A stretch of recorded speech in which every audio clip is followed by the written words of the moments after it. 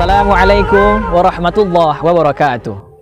Hamdan wa syukran lillah, salatan wa salaman ala rasulillah wa ala alihi wa sahbihi wa mawala. Muslimin dan muslimat, saudara-saudariku dimanapun Anda berada. Kita sering mendengar kata cinta. Tak sedikit orang di antara kita yang mengatakan kebahagiaan itu haruslah didasari dengan cinta. Dan mungkin kita tidak akan bisa bersatu, hidup rukun, damai dalam bingkai perbedaan kalau tidak didasari oleh cinta.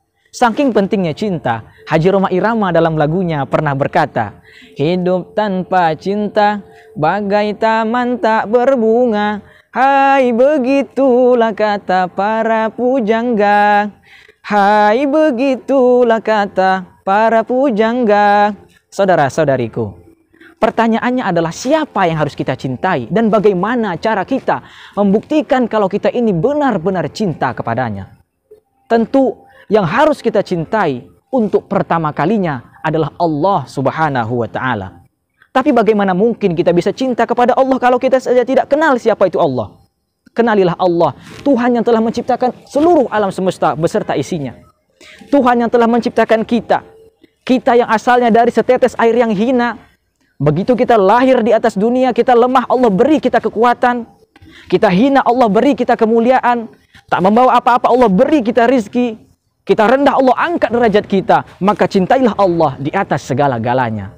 Tetapi kita harus tahu, saudara-saudara, kalau cinta saja, kalau dikatakan namun tidak memberikan bukti, sama juga bohong. Makanya buktikan kalau kita benar-benar cinta kepada Allah, apa buktinya? Allah Subhanahu wa Ta'ala berfirman dalam surah Ali Imran ayat 31. Bismillahirrahmanirrahim. Qul in kuntum tuhibbunallaha fattabi'uni yuhibbukumullahu wa yaghfir lakum dhunubakum. Wallahu ghafurur rahim. Sekira-kira maknanya, katakanlah wahai Muhammad, jikalau kalian cinta kepada Allah maka ikutilah aku. Pertama, yuhibbukumullah, Allah akan balas cinta kalian.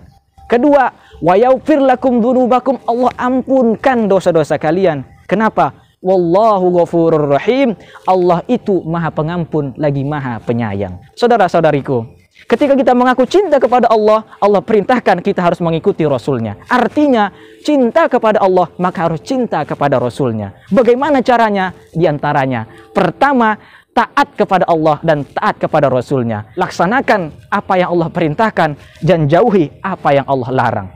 Kedua, kerjakan sunnah-sunnah Rasulullah SAW.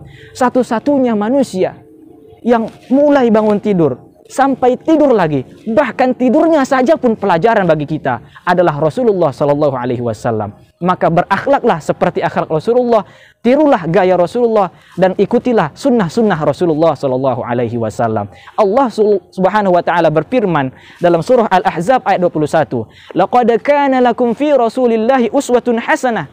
Sesungguhnya telah ada pada diri Rasulullah itu suri tauladan yang baik bagi kamu. Yang ketiga adalah tanda kita cinta kepada Allah dan cinta kepada Rasulullah adalah banyak menyebutnya. Dengan mengucapkan sholawat, tidak hanya mengingat Rasulullah, namun kita juga menyebut Allah Subhanahu wa Ta'ala. Allahumma salli wa sallim wa barik ala sayyidina Muhammadin wa ala alihi wa sahbihi ajma'in. Dan terakhir, ialah jaga harta warisan yang ditinggalkan oleh Rasulullah SAW. Apa warisan yang ditinggalkan Rasulullah?